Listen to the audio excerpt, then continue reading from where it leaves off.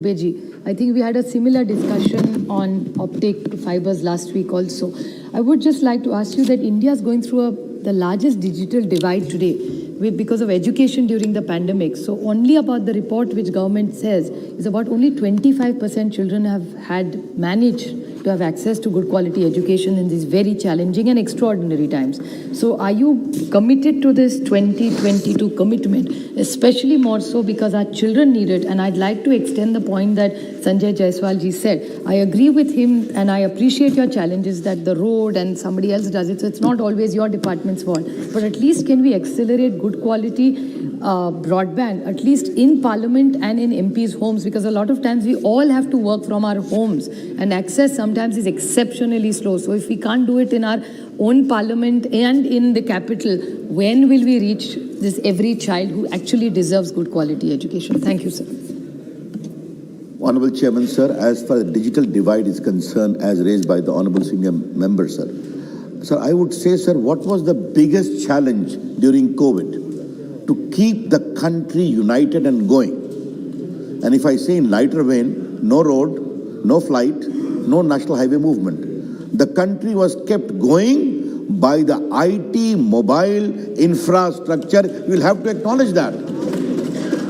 And all this I was handling as a minister and Piyush ji's railway movement to enable our laborers to move. So this we need to acknowledge, sir. Work from home we liberalize. Today work from home has become work from anywhere. And as far as the education of children is concerned, I wish to tell the Honorable Minister in right earnest that most of the school education went digital. There have been gap area, I will not deny that. But substantially, the school continued because of digital education being encouraged. There is scope for improvement, I will never deny that. Sir, in case of judiciary, sir, 70 lakh cases were heard digitally, virtually by Supreme Court, High Court and District Court. Therefore, at least during the challenging time of COVID, the great work done by our communication system, the government and the private both need to be appreciated and acknowledged. But yes, I agree with you. There is always a scope for improvement. As regards the government's commitment is concerned, I would like to tell the Honourable Member and this House, sir, through you, sir, that it is the commitment of the Prime Minister that the communication infrastructure of the country must get improved. And what we are doing, sir, kindly give me a minute to outline that. I said to Sanjay ji's question, one is the BharatNet project, now all the villages. Second, a fair competition in the private sector, they are also expanding their footprint, including 4G. So today I am happy to tell you that nearly 70 crore smartphones are there and substantial them also in the rural parts of India. Today we have got a vast expansion of our broadband and also mobile internet, sir. That we all know, sir.